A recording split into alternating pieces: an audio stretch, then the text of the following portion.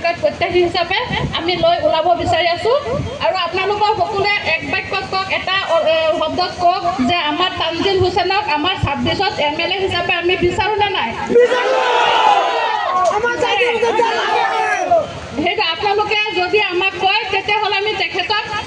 অহাকালিৰ পৰা বা আমি কেইদিনমানৰ ভিতৰতে তেখেতক লৈ পেলাই আমাৰ সামগ্ৰী সমষ্টিৰ টিকটৰ প্ৰত্যাশী হিচাপে আমি তেখেতক কংগ্ৰেছ দলৰ পৰা আমি লৈ ওলাম বুলি ভাবিছোঁ কি কয় যিসকলে বৰ্তমান ধৰক কৈ আছে ডক্টৰ ইঞ্জিনিয়াৰ প্ৰফেচাৰ উকিল হাকিম সেইবিলাকে ধৰক যোগ্য মানে প্ৰাৰ্থী হিচাপে কৈ আছে আপোনালোকে শুনক কোনো হেৰি আপোনাৰ উকিল হাকিম বা প্ৰফেচাৰে সমাজ চলাব নোৱাৰে হয়নে নহয় চলাব পাৰে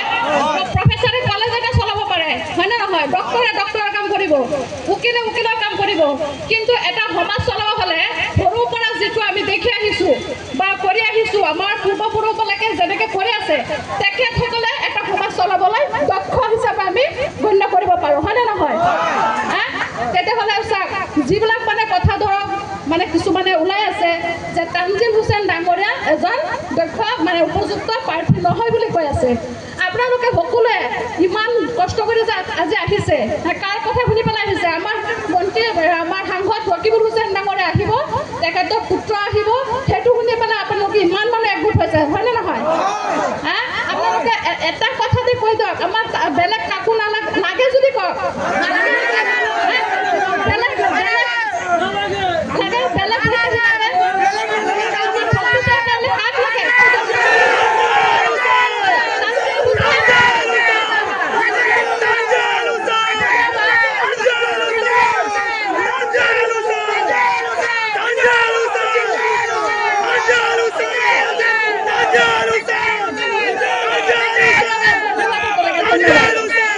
সকলোকে ধন্যবাদ জনাইছোঁ যে আপোনালোকে মোৰ কথাত মানে একমত হয় গতিকে আমি 2 দিনৰ ভিতৰতে তানজিল হুছেইন ডাঙৰীয়াক লৈ পেলাই আমি গোটেই সমষ্টি